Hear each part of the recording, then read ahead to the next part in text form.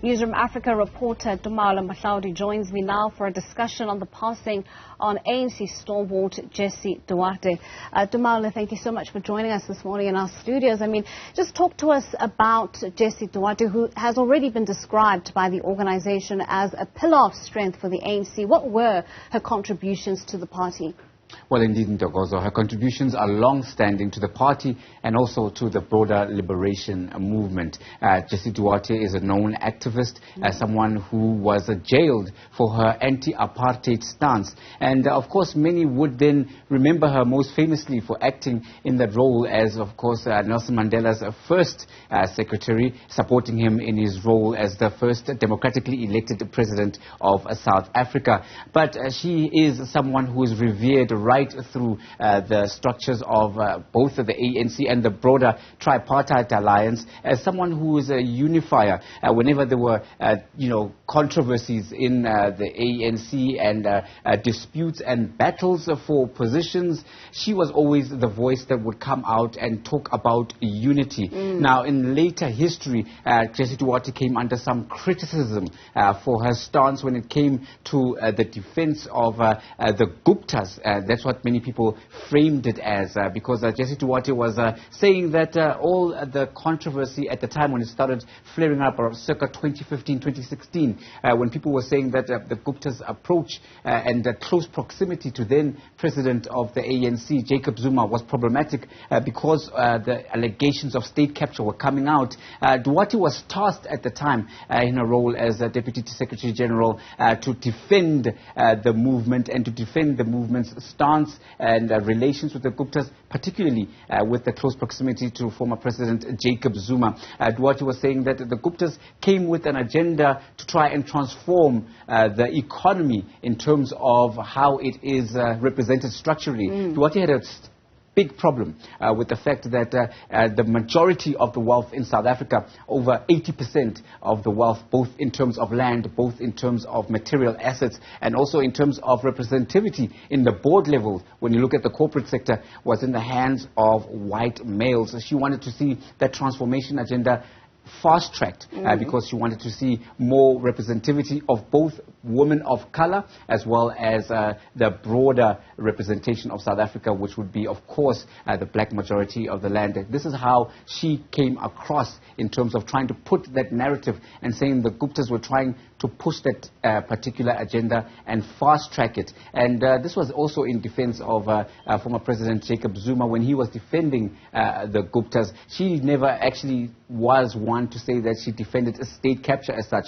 Of course, the narrative and the backlash she received, therefore, was based in that particular context. But she was, until the end, a formidable activist for grassroots activism. Someone who was never afraid to be among the people whenever there were issues facing women. A staunch activist against GBV. Jessie Duarte was never one to hold herself into too much high esteem, despite her profile and her, high office in terms of the positions that she has held. Ambassador and, of course, being, a Deputy Secretary General of the ANC. She was one to be putting on the boots and going out to picket and to take a stance and to say GBV more recently is something that is wrong. She also spoke out against the issue of the corruption that was seen when COVID-19 broke and with the PPP scandal, saying that she always wanted comrades, as she would refer to them. I spoke to her very many occasions,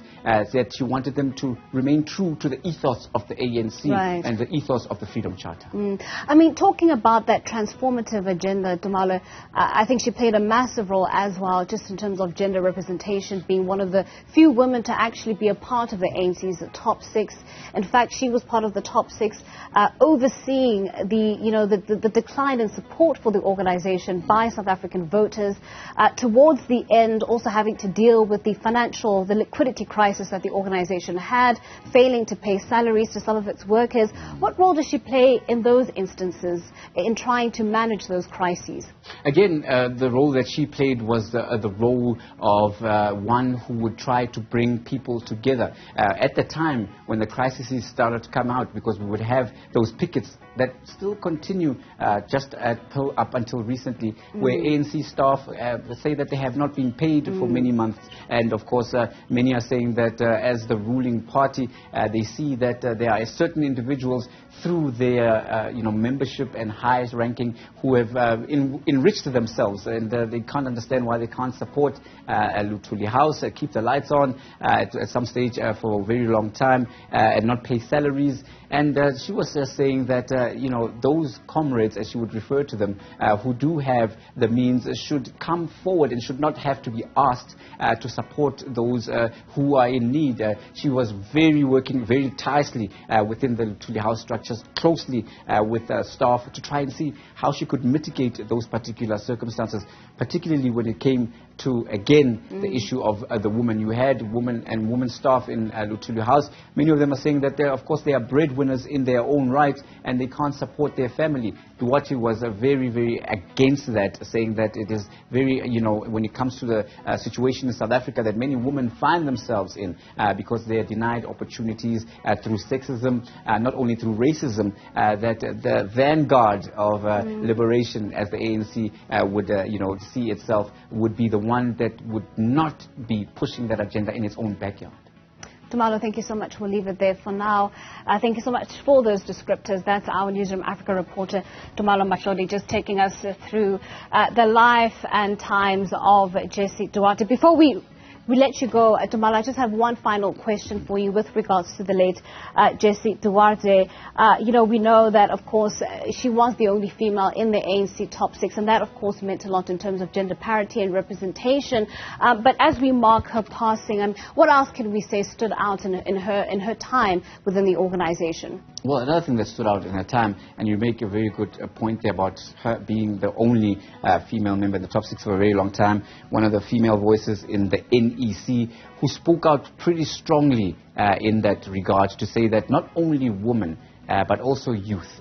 Jessie Duarte was always about transformation. Again, I refer to some of the interactions we had whenever I went to Luthuli House in a time when she was still there and as DSG. And she would just say that it's time for the new generation to take over. Right. It's time for young people to be given an opportunity. It's time for them to bring their ideas across. So Jessie Duarte sometimes was, framed as someone of, a strict sort of non-reformist, someone who wanted to stick to the status quo, to stick to the values and norms of the ANC. While people were saying that times are changing, contestation is now part and parcel of the ANC political discourse. But Jessie Duarte was one always for unity. But in that particular narrative, she'll be remembered as someone who was forward-thinking and someone who said young people need to take up the reins. Did not make her too popular within some ranks in the ANC, but she was someone who stood her ground, and when she was speaking on principle, she wouldn't back down, regardless of who was in front of her. Yeah, one could say that even for her small stature, she was packing a lot of power and dynamo. Well, Tumaole, before we let you go, we're going to take a look at some of the tweets that we have flowing in as individuals that pay tribute to some of these tweets, obviously paying tribute to the late Jessie Duarte. You have there on the screen, we have Patrick Gaspard saying, I found Jessie Duarte to be one of the most direct people I've ever contended with. Sharp, disarming. I was ever impressed with an ability to manage complexities that she shared with her remarkable brother, the late poet Ahmad Dango. There was kindness behind the toughness. Rest in peace. A tweet there from Patrick Gaspard. We have another tweet there by Chris Vick. Jessie Duarte has lost a battle against cancer. She was rough, she was tough, but more than anything, she was a deeply committed activist for change. Condolences to the Duarte and Dango families. Rest in peace, Jessie Duarte. Another tweet there from Carl Niehaus. With great sadness, I've just received the news that Comrade Jessie Duarte, Deputy Secretary General of the ANC, passed away. I've known Comrade Jessie for over 35 years. Her dedication to the ANC was very strong. My heartfelt sympathy goes out to her family. May her revolutionary soul rest in peace. We have another tweet there from Persona Non Grata. While in the mainstream media, I had my fair share of confrontation with Jessie Duarte.